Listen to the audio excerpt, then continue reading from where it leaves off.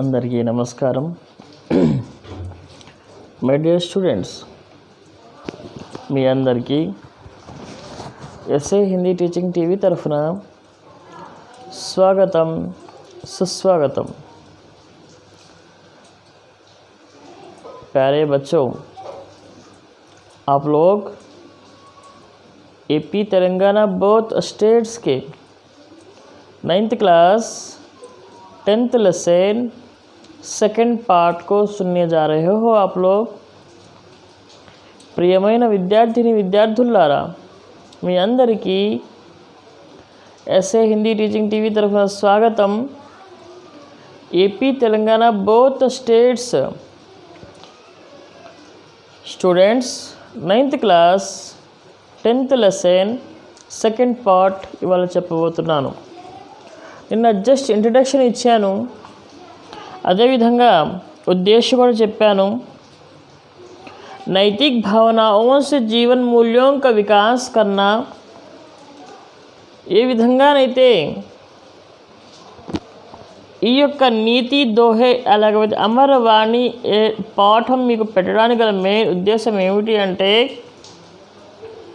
నైతిక విలువలు తగ్గిపోతున్నాయి ప్రజెంట్ సమాజంలో. ఏ విధంగా చేస్తే నైతిక విలువలు పెరుగుతాయి, ఏ విధంగా చేస్తే నైతిక విలువలు పెరిగి మనం గొప్పగా ఇతరులకి హెల్ప్ అవుతాము, ఏ విధంగా చూసుకుంటే చేస్తే జనాల్లో మానవత్వం అనేది విలువలు పెరుగుతాయి అనేటువంటి ఉద్దేశంతో ఈ చాప్టర్ మీకు పెట్టడం జరిగింది. జాగ్రత్తగా వినండి. My dear students, first of all కవి పరిచయం చెప్తాను. ఇక్కడ ఇద్దరు కవుల గురించి మనం తెలుసుకోవాలి. ఒకరు కబీర్ దాస్, రెండు వృంద్. కబీర్ దాస్ గారి గురించి మీరు తెలుసుకోవాల్సి ఉంటుంది, వృంద్ గారి గురించి కూడా మీరు తెలుసుకోవాల్సి ఉంటుంది. 99.9% ఇవాళ ఈ లెసన్ కంప్లీట్ చేద్దామని ట్రై చేస్తాను. ఒకవేళ కుదరకపోతే రేపు కూడా ఇంకో పార్ట్ చెప్పుకుందాం. సరే, కవి పరిచయంలోకి వెళ్దాం. ఫస్ట్ కవి కబీర్ దాస్ గారు రాశారు. 1398 సంవత్సరంలో ఆయన పుట్టారు, 1518 సంవత్సరంలో ఆయన చనిపోయారు. బీజక్ అనేటువంటి ఒక గొప్ప కావ్యాన్ని రాశారు కబీర్ దాస్ గారు. ఈయన విశేషత ఏంటి అంటే, జ్ఞాన్ మార్గీ శాఖలో ప్రముఖ కవి. అంటే మూఢ నమ్మకాలని కానీ మూఢ విశ్వాసాలని కానీ ఈయన నమ్మరు. ఏదైనా సరే జ్ఞానంతో ఆలోచిస్తారు, విఘ్నతతో ఆలోచిస్తారు, విఘ్నతతో ముందుకు వెళ్ళిపోతారు. ఆడంబరాలు, మూఢనమ్మకాలు ఇలాంటివి ఏవి ఆయన లెక్క చేయరు, ఆలోచించరు. అంటే ఇప్పుడు ప్రజెంట్ చదువుకున్న వాళ్ళు ఎవరైతే ఉన్నారో, సైంటిస్ట్ ఎవరైతే ఉన్నారో, వాళ్ళు ఏ విధంగా అయితే జ్యోతిష్యాలను, వేదాలను, మెయిన్గా జ్యోతిష్యాలు నమ్మరో, అట్లానే ఈ కవి కూడా జ్ఞాన్ మార్గీ శాఖ యాజ్ లైక్ సైంటిస్ట్ లాంటి వారు. ఈయన ఎటువంటి మూఢనమ్మకాల్ని నమ్మరు.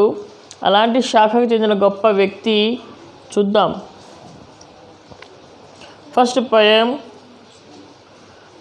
दुख में सुमिरन सब करे, सुख में करे ना कोई, जो सुख में सुमिरन करे दुख कोई को होय, काहे को होय. दुख में सुमिरन सब करे, सुख में करे ना कोई, जो सुख में सुमिरन करे दुख काहे को होय. మై డియర్ స్టూడెంట్స్, బిహారీ గారు చాలా ఫేమస్ పద్యాన్ని, పోయంని, ఇక్కడ దోహాని మీకు చెప్తున్నారు, వినండి. దుఃఖ్ మే సుమిరన్ సబ్ కరే. దుఃఖ్ అంటే దుఃఖము, సుమిరన్ అంటే స్మరించడం, సబ్ కరే అంటే అందరూ చేస్తారు. సాధారణంగా దుఃఖంలో ఉన్నప్పుడు, బాధల్లో ఉన్నప్పుడు ప్రతి ఒక్కడు భగవంతుడిని పోలుస్తూ ఉంటాడు, భగవంతుడిని ప్రార్థన చేస్తూ ఉంటాడు. Right or wrong? సాధారణంగా దుఃఖంలో ఉన్నప్పుడు, బాధల్లో ఉన్నప్పుడు ప్రతి ఒక్కడికి భగవంతుడు గుర్తుకొస్తాడు. సుఖమే కరే నా కోయ్, సుఖు అంటే సంతోషము, నా కరే అంటే ఎవరు గుర్తు చేయరు భగవంతుడిని. వేరే కదా. సాధారణంగా దుఃఖాల్లో ఉన్నప్పుడు భగవంతుడిని ప్రతి ఒక్కళ్ళు కూడా కొలుస్తూ ఉంటారు. నిజానికి సుఖాల్లో ఉన్నప్పుడు ఎవరు కూడా అసలు లెక్క చేయరు. జో సుఖ్ మే సుమిరన్ కరే దుఃఖ కాహే కో హోయ్. జో సుఖ్ మే సుమిరన్ కరే అంటే, జో అంటే ఎవరైతే బాధల్లో దేవుణ్ణి కొలుస్తూ ఉంటారో, సుఖమే సుమిరన్ కరే, బాధల్లో మాత్రమే కాదు సుఖాల్లో ఉన్నప్పుడు కూడా భగవంతుణ్ణి స్మరిస్తే దుఃఖ్ కాహేకో హోయ్. దుఃఖ్ అంటే దుఃఖాలు, కాహేకో అంటే ఎందుకు అవుతాయి, అసలు వస్తాయి. ఇక్కడ క్లారిటీగా నేను చెప్పదలుచుకుంటుంది, కవిగా చెప్పదలుచుకుంటుంది ఏంటి అని అంటే, మై డియర్ స్టూడెంట్స్, మనం కష్టాల్లో ఉన్నప్పుడు ఏ విధంగా అయితే భగవంతుణ్ణి మనం ప్రేమిస్తామో, పూజిస్తామో, ప్రేయర్ చేస్తామో, దీపారాధనలు చేస్తామో, నమాజ్ చేస్తామో, చర్చిలకు వెళ్తామో, కష్టాల్లో ఉన్నప్పుడు మాత్రమే చేస్తాం. సుఖాల్లో ఉన్నప్పుడు మనం ఎవరిని అసలు భగవంతుడి పేరునే స్మరించం. ఇక్కడ కవి ఏమంటున్నారు అని అంటే, మనకు దుఃఖాలు వచ్చినప్పుడు అంతగానం మనం ఎక్కువగా భగవంతుని స్మరిస్తూ ఉంటాం కదా, మరి దుఃఖాల్లో కూడా భగవంతుడిని కనుక స్మరిస్తే, అసలు సుఖంలో కూడా భగవంతుని స్మరిస్తే, ఏ విధంగా దుఃఖంలో మీరు భగవంతుని స్మరిస్తున్నారో అదేవిధంగా దుఃఖంలో కూడా మీరు భగవంతుని స్మరిస్తే అసలు దుఃఖాలే ఉండవు కదా. దుఃఖంలో భగవంతుని మీరు ఏ విధంగా పూజలు చేస్తారో సుఖంలో ఉన్నప్పుడు కూడా పూజలు చేర్చావండి అంటున్నాడు కవి. కానీ మనం చేస్తామా అట్లా? చేయం కదా. అదే సంతోషం ఉన్నప్పుడు హ్యాపీగా ఏదో మాట్లాడతాం, దుఃఖంలో ఉన్నప్పుడు చాలా ఎక్కడలేని ఫ్రెండ్స్ గుర్తుకొస్తారు, ఎక్కడలేని బంధువులు గుర్తుకొస్తారు, ఎక్కడో ఉన్న వాళ్ళందరూ గుర్తుకొచ్చి ఫోన్ చేసి మాట్లాడుతూ ఉంటాం. అదే సుఖాల్లో ఉన్నప్పుడు ఎవడు గుర్తుకురాడు. అదే మనిషి యొక్క మెయిన్, మనిషి అధః పాతాళానికి వెళ్ళటానికి గల కారణాలు ఇదొక్కటే మెయిన్ కారణం అని చెప్తున్నాను. మీకు అర్థమైంది అనుకుంటున్నాను my dear students. First poem. My dear students, AP Telangana both స్టేట్స్లో నాకు తెలిసినంత వరకు హిందీ అండ్ తెలుగు 2 భాషల్లో చెప్తేనే వాళ్ళకి అర్థమవుతుంది అనే ఉద్దేశంతో నేను 2 భాషల్లో మీకు ఎక్స్ప్లెయిన్ చేస్తున్నాను. కాబట్టి మీరు జాగ్రత్తగా వింటున్నారని చెప్పి అనుకుంటూ ముందుకెళ్తున్నాను. धीरे धीरे रे मना, धीरे सब कुछ होय, माली सिंचे सो घड़ा, ऋतु आए फल होय. धीरे धीरे रे मना, धीरे सब कुछ होय, माली सिंचे सो घड़ा, ऋतु आए फल होय. చాలా మంచి పోయం. ఇది కూడా జాగ్రత్తగా అర్థం చేసుకోండి మై డియర్ స్టూడెంట్స్. ధీరే ధీరే రే మన చిన్న చిన్నగా వేయాలి. ఒక మొక్క ఉందనుకోండి, ఆ మొక్కని ఇప్పుడే నాటామనుకోండి, ఆ మామిడికాయ మొక్కే అనుకుందాం, అది మనం నాటామనుకుందాం. ఆ మొక్కని చిన్నగా రోజుకి 2 చెంబులు 3 చెంబులు లేకపోతే 3 డబ్బాలు 4 డబ్బాలు చిన్న చిన్న డబ్బాలతో నీళ్లు పోస్తూ ఉండాలి. ధీరే సబ్ కుచ్ హై, స్లోగా స్లోగా స్లోగా అది పెరుగుతూ పెరుగుతూ పెరుగుతూ మనకు కావాల్సిన టయానికి అది ఏమి ఇవ్వాలో అది ఇస్తుంది ఆ మొక్క. माली सींचे 100 घड़ा ऋतु आये फल होय।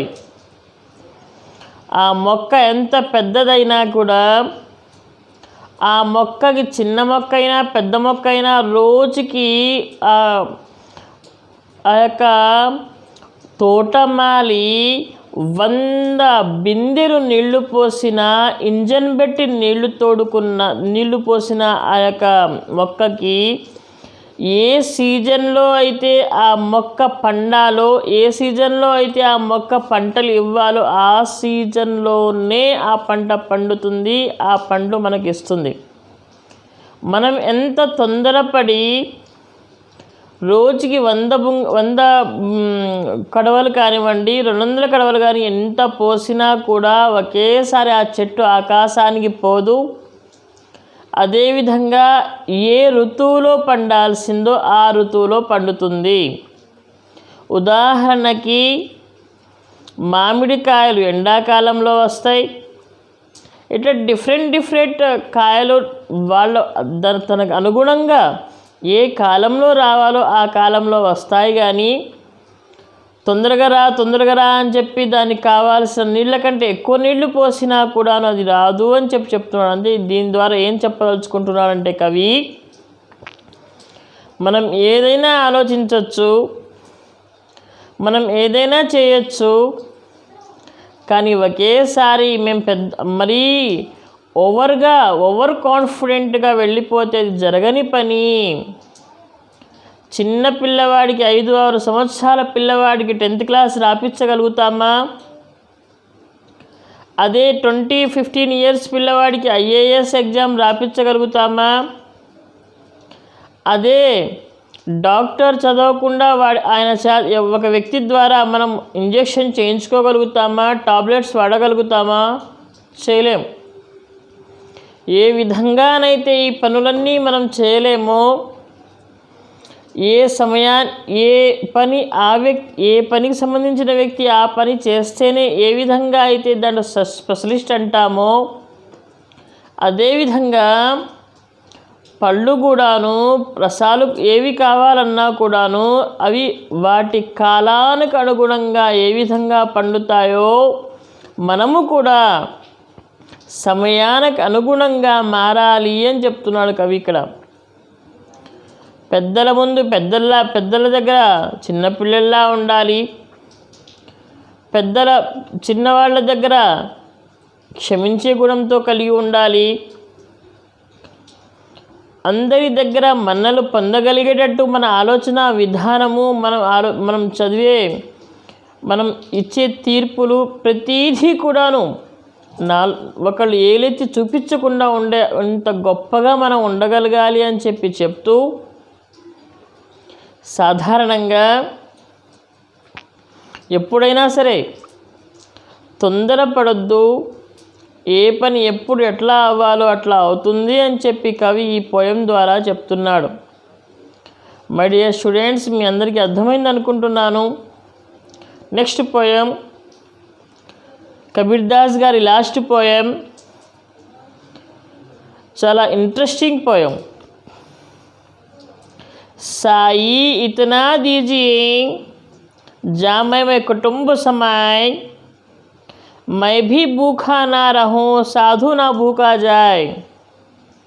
సాయి ఇతనా దీజియే అంటే, హే భగవంతుడా, నాకు ఎంత సంపత్తి కావాలి అని అంటే, जा मैं कुटुंब समाए मैं भी भूखा ना रहूं साधु भी भूखा ना जाए. హే భగవంతుడా, నాకు ఎంత తిండి కావాలి అని అంటే, నా కుటుంబం కడుపు నిండా తినాలి. నా ఇంటి ముందుకు వచ్చి ఎవరైనా ఒక సాధు అమ్మ భిక్షాందేహి అని అంటే, ఆయన ఖాళీగా నా ఇంటి ముందు నుంచి వెళ్లకుండా ఉండేంత ధనం నాకు కావాలి. ఆహారం నాకు కావాలి, భోజనం నాకు కావాలి అని చెప్పి చాలా గొప్ప పోయం చెప్తున్నాడు కవి. మనం భగవంతుడి కాడికి వెళ్తే ఏం కోరుకుంటాం? భగవంతుడా, పక్కవాడి బిల్డింగ్ చాలా పెద్దగా ఉంది, అంత బిల్డింగ్ నాకు ఇవ్వు. భగవంతుడా, వాడికాడ స్కోడా కారు ఉంది, నాకు BMW కారు ఇవ్వు. భగవంతుడా, వాడికాడ సమ్ బైక్ ఉంది, అంతకంటే గొప్ప బైకు నాకు ఇవ్వు. భగవంతుడా, వాడు 10,000 జాబ్ చేస్తాడు, నాకు 30,000 జాబ్ ఇవ్వు. ఇట్లా కోరుకుంటూ ఉంటాం మనం. కానీ నిజమైన కోరికలు ఏవైతే ఉన్నాయో, నిజమైనటువంటి ఆలోచనలు ఏవైతే ఉన్నాయో అవి ఇక్కడ కవి క్లారిటీగా చెప్తున్నాడు. ఒక వ్యక్తి జీవించడానికి కావాల్సినంత ప్లస్ తన ఇంటికి ఎవరైనా వస్తే తనకి కాదనకుండా తినిపించి పంపించేంత భోజనం చాలువయ్యా అంటున్నాడు కవి. నిజమే ఇది. కానీ ప్రజెంట్ అట్లా ఆలోచిస్తున్నారా ఎవరన్నా?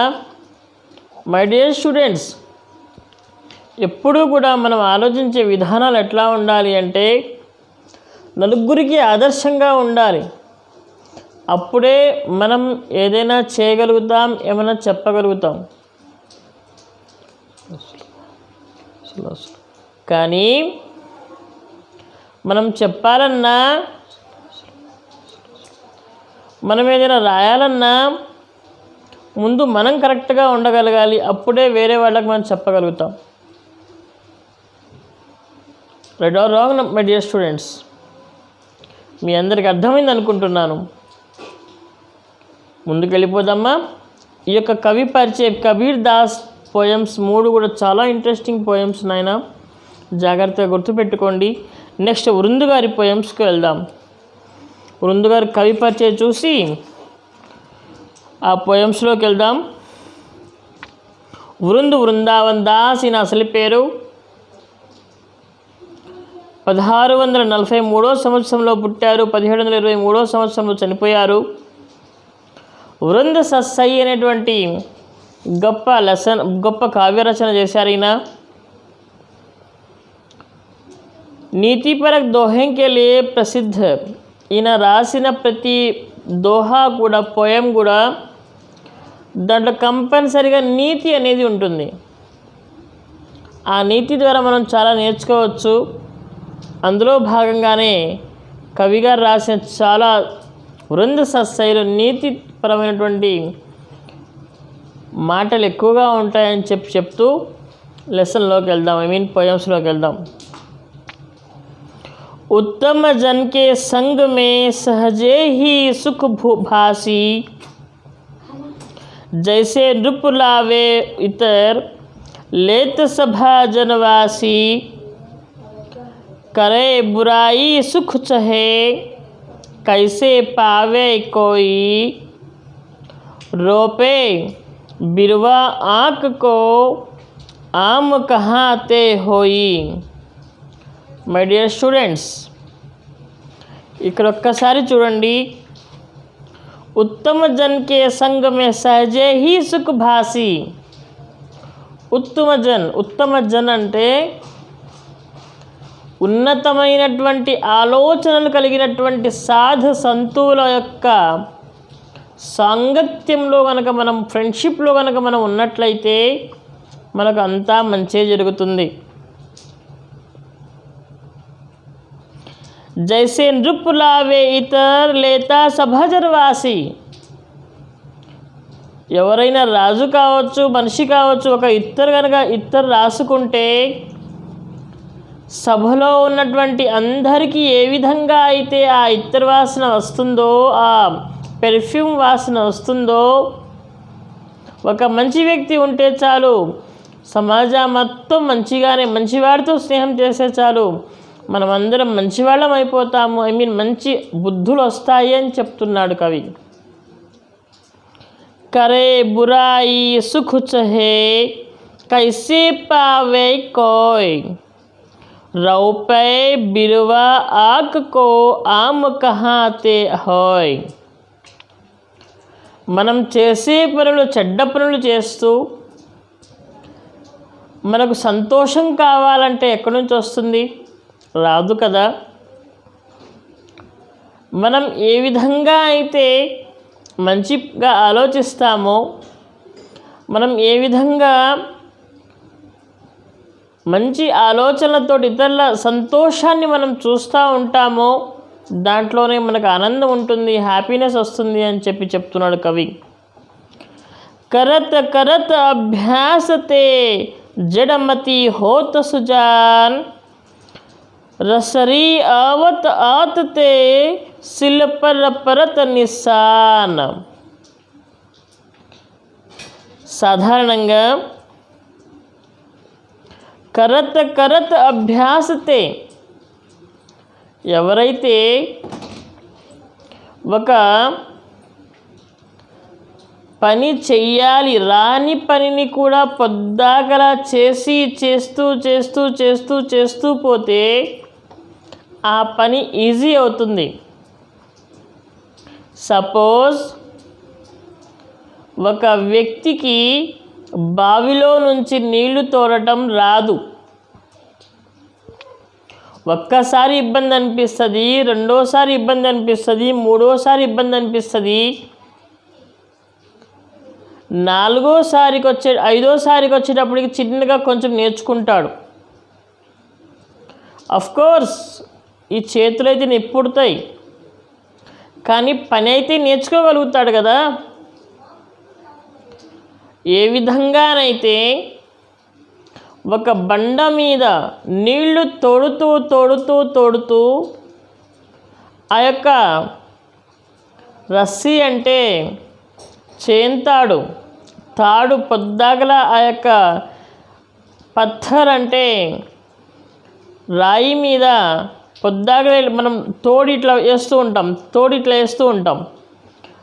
ప్రతిసారి తోడి అక్కడ వేసేటప్పటికీ ఆ రాయి సైతము ఆ చేంతాడు వేసి ఆ చేంతాడు ముద్రలాగా తయారవుతుందో, ఆ ముద్ర ఎట్లా అయితే దాని మీద పడిపోతుందో, చేంతాడు యొక్క ముద్ర ఆ రాయి మీద పడుతుందో, అంటే రాయిని సైతం మనం మార్చగలిగాం. రాయిని సైతం మనం కష్టపడి చేసే రాయిని సైతం మనం మార్చి రాయినే మనం ఏ విధంగా చేంతాడు రూపంలో తెచ్చామో, మనము కూడా బాగా కష్టపడి బాగా చదువుకుంటే మనం కూడా ఏదైనా ఒక పని రాదు అనేటువంటి ఆలోచన మానేసి నేను కూడా చదువుకుంటాను, నేను కూడా ట్రై చేస్తాను, ఏ పని కూడా కష్టపడి చేస్తే ఏ పని చేసినా మనం బాధపడాల్సిన అవసరం లేదు. మంచి పని చేసినప్పుడు డెఫినెట్గా మనందరికీ వస్తుంది. ఏది పుట్టుకతో మనం నేర్చుకోలేదు. చిన్నగా ఏ విధంగా అయితే మనం నేర్చుకున్నామో అదేవిధంగా ప్రతి విషయంలో కూడాను మనం నేర్చుకోవచ్చు, ప్రతిదీ నేర్చుకోవచ్చు. కాబట్టి నేను చెప్పదలుచుకుంటుంది ఏంటి అని అంటే, ప్రతి పని మనందరికీ కొత్తదే. చదవటం, కొంతమంది హిందీ చదవడం రాకపోవచ్చు, నాకెందుకు రాదు అని చెప్పి నేర్చుకోగలిగితే ఆటోమేటిక్గా మీరు 1 నెల, 2 నెలలు, 3 నెలలు, 4 నెలలు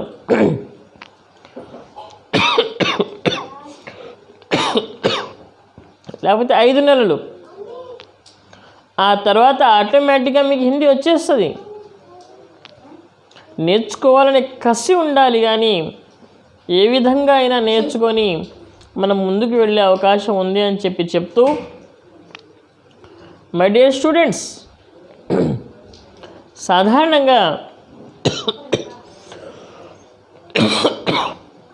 వృందు గారు చెప్పినటువంటి 3 పోయమ్స్లో కూడాను మనం చాలా విషయాలు నేర్చుకుంటూనే ఉంటాం.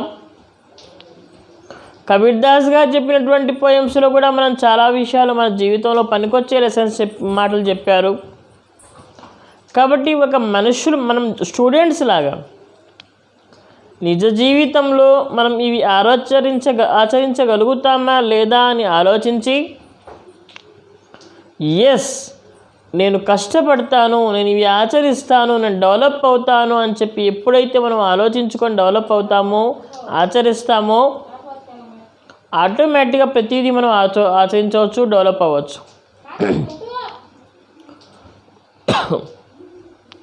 సాధారణంగా చాలామంది ఐఏఎస్ ఐపీఎస్లు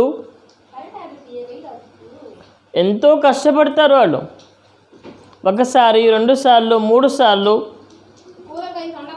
ఎన్నో రకాలుగా ఇబ్బంది పడుతూ ఉంటారు. అయినా వాళ్ళ పట్టు వదలరు. అద్దంకి దయాకర్ రావు గారని మన ఏపీకి సంబంధించి మన గుంటూరు జిల్లాకు సంబంధించినటువంటి ఒక వ్యక్తి. ఆయన పుస్తకం చదవండి, 101 రోజులు సంథింగ్ ఉంటుంది. ఆ పుస్తకంలో తన బాధని చాలా గొప్పగా, తన ఎలా ఐఏఎస్ అయ్యారో చాలా గొప్పగా ఆయన చెప్తారు. కష్టపడింది ఏది సాధ్యం కాదు, కష్టపడాలి. కష్టపడి ఇష్టపడి ఏది చేసినా కూడా డెఫినెట్గా మనం ముందుకెళ్ళడానికి అవకాశం ఉంటుందని చెప్తూ ఈ లెసన్ కూడా ఇవాళతో అయిపోయింది. 10th lesson. మీరందరూ మన ఎస్ఏ హిందీ టీచింగ్ టీవీ ఛానల్ని లైక్ చేస్తున్నారు, షేర్ చేస్తున్నారు, సబ్స్క్రైబ్ చేస్తున్నారు. అందుకు మీ అందరికీ ధన్యవాదాలు తెలియజేస్తున్నాను. ఈ లెసన్ బాగా అర్థమైంది అనుకుంటున్నాను. ఎనీ డౌట్స్ ఉంటే డెఫినెట్గా మీరందరూ నాకు వాట్సాప్ రూపంలో కానివ్వండి, కామెంట్ రూపంలో కానివ్వండి, ఫోన్ రూపంలో కానివ్వండి నాకు తెలియజేయండి. మీ డౌట్స్ నేను క్లారిఫికేషన్ చేయడానికి రెడీగా ఉంటాను. మళ్ళీ రేపు కొత్త లెసన్తో కలుద్దాం. అంతవరకు సెలవు. సంతోషం. శుక్రియా. Thank you very much.